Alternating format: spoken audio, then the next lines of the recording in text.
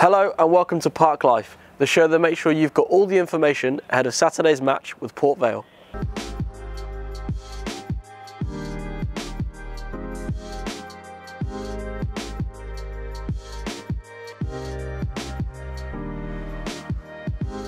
Jackal pulls it back, might just drop here for Jay, and it has been bundled into the back of the net. Manager Matt Taylor wants a reaction from his players after a midweek defeat at Macclesfield Town.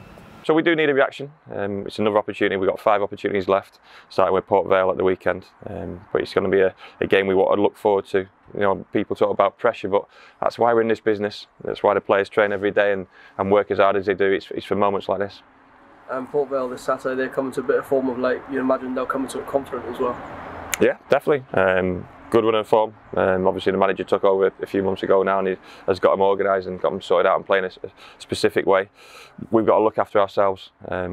We showed the first half on Tuesday what a good team we can be if we get it right. We'll be aiming to do that for a whole period, a whole match on Saturday, and get our good attacking players on the ball in dangerous areas. We know we've got to deal with some physicality and some direct play from any opposition at this level. But like I say, we've got good enough players to cope with that. We need to show it Saturday. City forward Ryan Bowman opened his account in midweek with 2 goals at Macclesfield Town, and the City striker wants to take advantage of the 3 games at home out of the 5 remaining fixtures. But they are the big games, especially not picking up anything on Tuesday. It's an even bigger game now.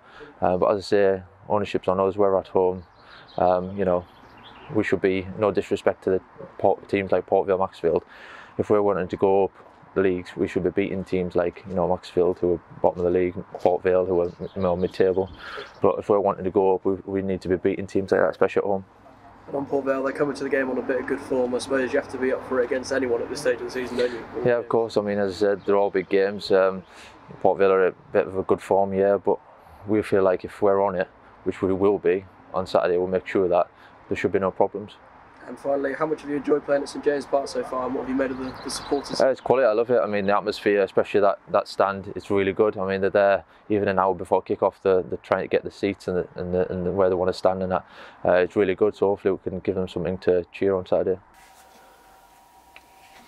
Now make sure you vote for your player of the season in the club shop now.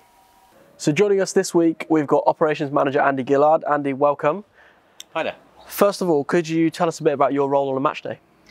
Well, match days for me are about giving people what they need to do their jobs. So I do all the lists for hospitality, drinks, food, car park lists, notes for the announcer, a few sort of tips and guidance for the stewards, and also for the gate staff. So hopefully once I've done that, I can settle back and there are no problems and I get a trouble-free match day.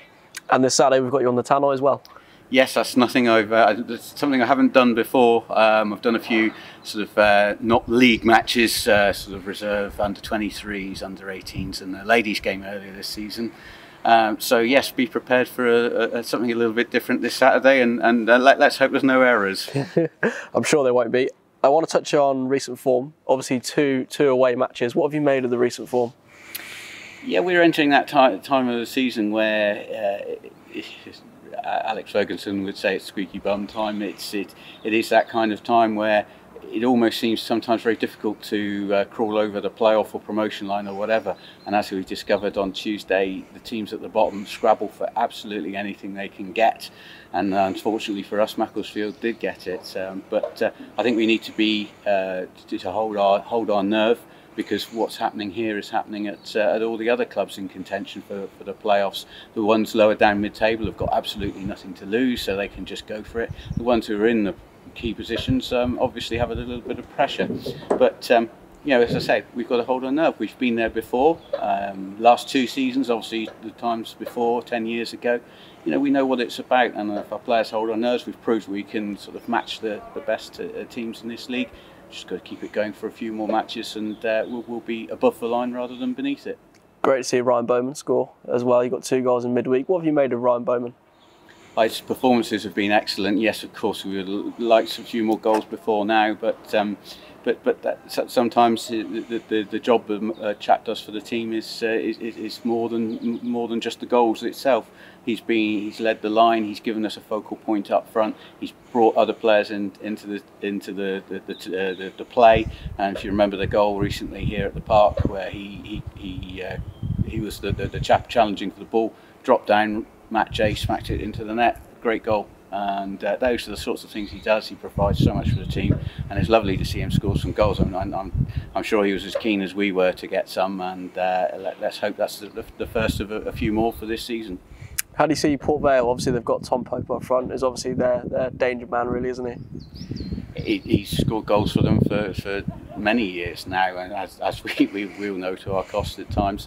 I think they've had a good run of form recently, and it looks okay, not mathematically, but I think they've pulled themselves above the points total that they need. I think the relegation is between the bottom three now, and let's hope from our perspective that they feel that they're safe, and they perhaps don't give it quite so much as they perhaps could do or ought to on Saturday, because we could do with a little bit of a boost there. Home win would make all the difference for us.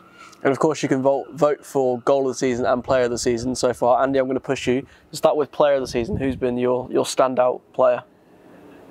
Oh, yes, it's a tricky one that I think I wouldn't be alone in saying that Nicky Law has been outstanding. There have been great performances, great come-through performances throughout the season from other players, and superb consistency. I mean, Woody's turning back the years there, old France Beckenbauer at left back.